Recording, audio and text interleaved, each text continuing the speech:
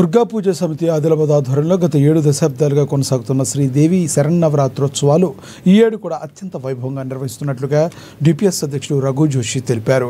ఇందుకు సంబంధించిన అన్ని ఏర్పాట్లు పట్టణంలోని బ్రాహ్మణవాడలో గల బొజ్జావార్ మందిరంలో కొనసాగుతున్నాయన్నారు. ఈ నెల 22 నుండి అక్టోబర్ 1వ తేదీ వరకు జరగనున్న శరన్నవరాత్రోత్సవాల కార్యక్రమాల వివరాలు గల కరపత్రాలను సోమవారం డిపిఎస్ ప్రతినిధులతో కలిసి వేదమంత్రోచ్చారణల నడుమ బొజ్జావార్ మందిరంలో ఆవిష్కరించారు. భక్తులు ఈ ఉత్సవాల్లో విశేష సంఖ్యలో పాల్గొని అమ్మవారి కృపకు పాత్రు కాగలరని కోరారు.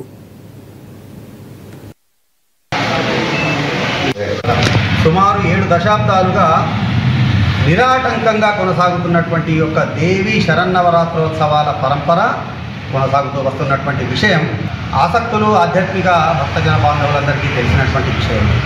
అదే పరంపరలో భాగంగా ఈమారు కూడా దేవి శరన్నవరాత్రోత్సవాలను అత్యంత వైభవంగా నిర్వహించడానికి ఇక్కడ ఉన్నటువంటి ఆసక్తులు, సమితి సభ్యులు అందరూ కూడా అన్ని ఏర్పాట్లలో నిమగ్నమై ఉన్నారు.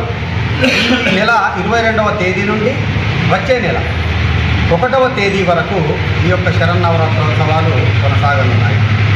అయితే దీనిలో భాగంగా ఇక్కడ ప్రతిష్ఠించేటటువంటి దుర్గా పూజా సమితి ఆధ్వర్యంలో బ్రాహ్మణవాడలో ప్రతిష్ఠించేటటువంటి అమ్మవారికి సంబంధించినటువంటి నవరాత్రుల కార్యక్రమాల వివరాలను తెలుసుకోవాలన్నటువంటి ఆసక్తి ఆదిలాబాద్ పట్టణంలోనే కాదు చుట్టుపక్కల ఉన్నటువంటి చాలా ప్రాంతాలకు సంబంధించినటువంటి భక్తుల్లో కూడా ఏళ్లుగా దశాబ్దాలుగా ఉన్నటువంటి పరిస్థితి. దాన్ని దృష్టిలో ఉంచుకొని అమ్మవారి నవరాత్రుల్లో భాగంగా చేపట్టేటటువంటి కార్యక్రమాల వివరాలన్నీ కూడా కోజాగిరి పౌర్ణిమ వరకు నిర్వహించేటటువంటి కార్యక్రమాలతో కూడినటువంటి ఒక చక్కటి కరపత్రాన్ని ఈరోజు మనము అందరి సమక్షంలో ఆవిష్కరించుకోవడం జరిగింది. దాంట్లో అమ్మవారి నవరాత్రులతో పాటుగా కోజాగిరి పౌర్ణిమ వరకు ఇక్కడ నిర్వహించేటటువంటి కార్యక్రమాలకు సంబంధించినటువంటి వివరాలన్నీ కూడా చక్కగా పొందుపరిచి ఉన్నటువంటి పరిస్థితి. ఇక మరో ముఖ్యమైనటువంటి విషయం ఏంటంటే భక్తజన బాంధవులలో చాలామందికి కూడా ప్రతిమారు నవరాత్రులు అనేటటువంటి కేవలం 9 రోజులే ఉండి విజయదశమి అంటే 10వ రోజున ఆశ్వయుజ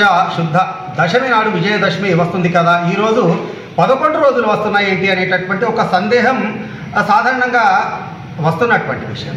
అయితే ఇక్కడ ఉన్నటువంటి వేద పండితుల సూచన ప్రకారంగా అలాగే గణితంలో నిపుణులైనటువంటి సిద్ధాంతులు రూపొందించబడినటువంటి పంచాంగాల ప్రకారంగా చూసినట్లయితే మనకు హిందూ క్యాలెండర్లో భాగంగా కొన్ని సందర్భాల్లో తిథులు ఒకే రోజు 2 రావడం జరుగుతుంది, ఒక్కొక్క తిథి కొంత పెరగడం జరుగుతుంది.